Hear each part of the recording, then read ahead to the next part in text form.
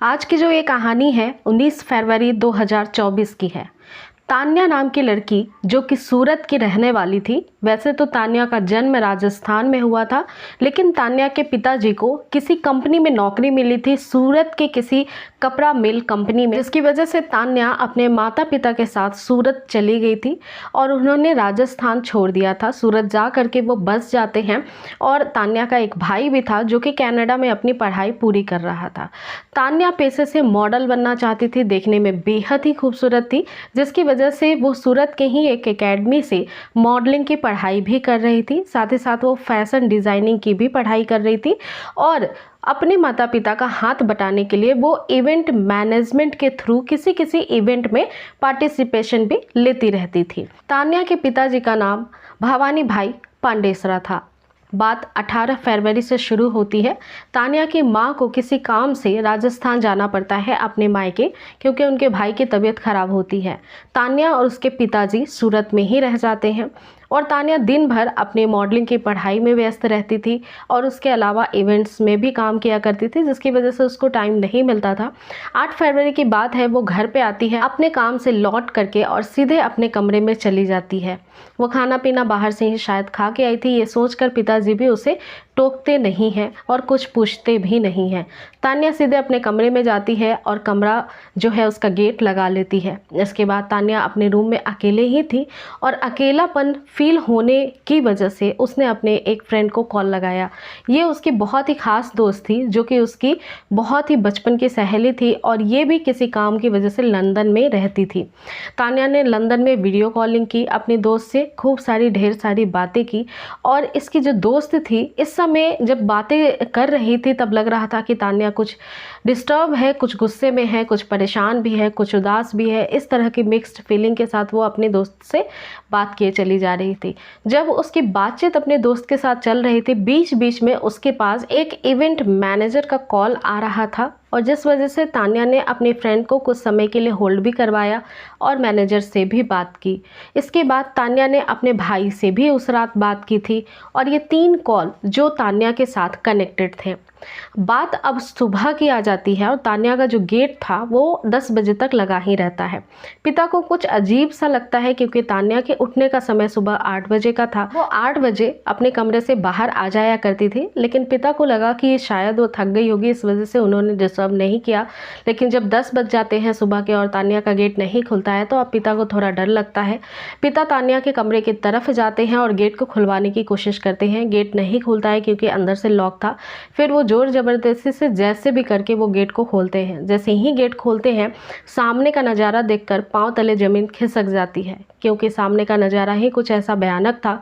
जो उनकी बेटी थी, इकलौती बेटी, वो पंखे से झूल चुकी थी।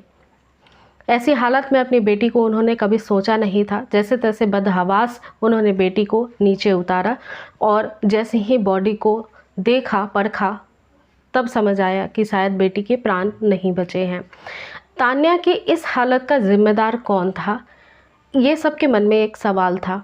कहानी की शुरुआत अब यहीं से शुरू होती है। तान्या के पिता मौकाए वारदात पे जल्द से जल्द नज़दीकी पुलिस थाने को कॉल करते हैं। सूचना मिलते ही पुलिस की पूरी टीम तान्या के फ्लैट पे यानी घर पे पहुंच जाती है। तान्या के बॉडी को कब्जे में लेकर पोस्टमार्टम के लिए भेजा जाता है। इधर पोस्टमार्टम की प्रक्रिया चल रही थी और उधर अपनी पुलिस की जांच भी शुरू हो जाती है। शुरुआती पुलिस की जांच पड़ताल में जब फादर से पूछताछ की जाती है तान्या के, तब फादर का कहना था कि वो रात में आई थी और अपने कमरे में चली गई थी। उसके बाद वो उसका कमरा लॉक था और सुबह जब मैंने दरवाज़ा खोला तो कुछ ऐसा ऐसा मुझे दिखाई दिया।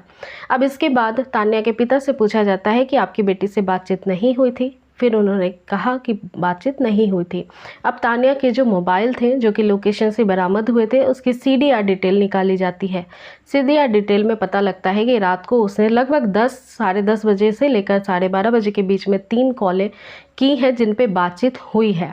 पहला कॉल वही उसके भाई का था, दूसरा कॉल जो लंदन में फ्रेंड थी उसका था और तीसरा कॉल वो इवेंट मैनेजर का था। बारी बारी से अब सबसे पूछताछ की जाती है।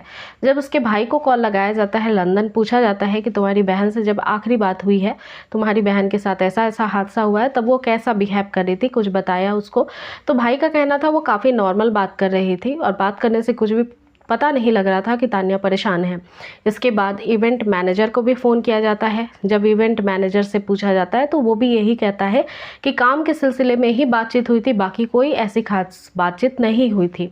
अब बचती है उसके फ्रेंड जो कि लंदन में थे। जब उसे फ़ोन लगाया जाता है और उससे पूछताछ की जाती है तो तान्या की दोस्त ने पुलिस को बहुत सारी चौंकाने वाली बातें बताई। उसने बताया कि तान्या रात को वीडियो कॉलिंग पे बात कर रही थी और वो अपने मन की बहुत सारी बातें अपनी दोस्त के साथ शेयर किया करती थी। लेकिन बातचीत के दौरान चूंकि वो वीडियो कॉलिंग था तो वो अपनी दोस्त की तान्या के हाव भाव को भी समझ रही थी। वो बेहद परेशान थी और अपने रूम में बैठकर शराब पी रही थी। ये काफ़ी ज़्यादा एबनॉर्मल था क्योंकि वो घर में कभी भी ड्रिंक नहीं करती थी। जब तान्या की दोस्त ने ये सारी चीज़ें देखी तो तान्या से पूछने की भी कोशिश की कि तुम किस बात से परेशान हो और तुम ज़रूर किसी न किसी परेशानी में हो क्योंकि ये सारी चीज़ें तुम घर पे नहीं करती हो। तब तान्या ने बताया कि हाँ वो दुखी है और उसने एक शख्स का नाम लिया, जिस शख्स का उसने नाम लिया था जिसकी वजह से वो दुखी और परेशान थी। वो इंडिया के बहुत ही बड़े एक क्रिकेटर हैं जिनको IPL में 6.5 करोड़ में हाल फिलहाल में ही खरीदा गया है। और इनसे इनका लिंक किस तरह से इस्टेब्लिश हुआ तो इसकी शुरुआत होती है लगभग 1 साल पहले से। 1 साल पहले सूरत में ही एक मैच खेला जा रहा था और ये मैच जिस स्टेडियम में, स्टेडियम का नाम है लाल भाई स्टेडियम। इस स्टेडियम में इंडिया की टीम खेल रही थी। मैच के दौरान ये जो लड़की है तान्या, ये अपनी दोस्तों के साथ मैच देखने गई थी। जैसे ही मैच ख़त्म हो जाता है अब इसकी मुलाकात कुछ क्रिकेटर्स से होती है और इनमें सबसे जो खास मुलाकात होती है वो होती है अभिषेक शर्मा से। अभिषेक शर्मा देखने में बेहद खूबसूरत होते हैं और बातचीत के दौरान तान्या के साथ नंबर भी एक्सचेंज कर बैठते हैं। नंबर एक्सचेंज होने के बाद दोनों के बीच में बहुत लंबी लंबी बातें हुआ करती थी और बातचीत के सिलसिले के दौरान तान्या कहीं ना कहीं अभिषेक को पसंद भी करने लगी थी और इन दोनों के बीच में 1 साल तक शायद रिलेशनशिप भी चला था। लेकिन एक वक्त ऐसा आता है जब तान्या अभिषेक के साथ कहीं घूमने जाती है। रेस्टोरेंट में जाने के बाद वो खाने का ऑर्डर करती है और साथ ही उसने शराब का भी ऑर्डर किया। जब ड्रिंक्स आ जाते हैं तो तान्या कुछ ज़्यादा ही ड्रिंक पी लेती है और ड्रिंक पीने के बाद वो नशे में आ जाती है। नशे की हालत में वो अपने ही इस दोस्त को यानी कि अभिषेक शर्मा को कुछ अनाप शनाप बोल देती है। उस समय अभिषेक शर्मा इसे समझाने की भी कोशिश करते हैं लेकिन वो मानती नहीं है। बात कुछ इतनी बुरी अभिषेक शर्मा को लग जाती है कि वो वहाँ से अपने घर चले जाते हैं और तान्या अपने घर आ जाती है। उसके बाद अभिषेक शर्मा ने तान्या के नंबर को उठाना बंद कर दिया। जब तान्या उनसे कांटेक्ट करना चाहती थी, कॉल करना चाहती थी, मिलना चाहती थी तो वो डिनाई करते ही चले जा रहे थे। वो नहीं चाहते थे कि तान्या के साथ कोई भी रिलेशनशिप आगे रखी जाए और जिस बात की उन्हें बहुत ज़्यादा बुरी भी लगी थी कि उस रात तान्या ने शायद उन्हें कुछ इतना बुरा भला बोल दिया था। तान्या को भी इसकी गलती पता थी और जिसकी वजह से वो माफ़ी भी मांगती थी लेकिन अभिषेक फिर भी पिघल नहीं रहे थे। तान्या बुरी तरह से इस बात से नाराज़ और परेशान थी और इधर घर वालों को इन सारी बातों का पता नहीं था। घर वाले तान्या यानी अपनी इकलौती बेटी का शादी करना चाहते थे और तान्या दोनों ही तरफ से बहुत ही ज़्यादा मेंटल परेशान हो रही थी। इस वजह से तान्या ने अपनी दोस्त को बताया कि मैं उस 1 साल पुरानी बात को अभी तक भूल नहीं पाई हूँ, मैं अभिषेक को भूल नहीं पाई हूँ। घर वाले लगातार प्रेशर दे रहे हैं कि शादी कर लो, लेकिन अब मैं क्या करूँ मुझे कुछ समझ में नहीं आ रहा है और मैं चाहती हूँ कि मुझे अभिषेक शर्मा माफ़ कर दें और पहले जैसे हम रिलेशन में थे वैसे ही हम रिलेशन में आ जाएं। लेकिन अब शायद ऐसा नहीं हो सकता है क्योंकि तान्या को मालूम था कि शायद उसकी गलती बहुत बड़ी है और इन सब उलझनों की वजह से ही शायद तान्या ने ऐसे कदम भी उठाए थे। लेकिन फिर भी पुलिस की इन्वेस्टिगेशन चलती रही और इसमें कहीं से कहीं तक अभिषेक शर्मा का नाम नहीं आया कि उन्होंने तान्या को कभी उकसाने की कोशिश की या फिर उनको किसी भी प्रकार की चोट पहुंचाने की कोशिश की। कई बार मिसअंडरस्टैंडिंग की वजह से, कई बार नशे की लत की वजह से, कई बार नशे में बोले गए शब्द की वजह से कई सारे रिश्ते टूट जाते हैं।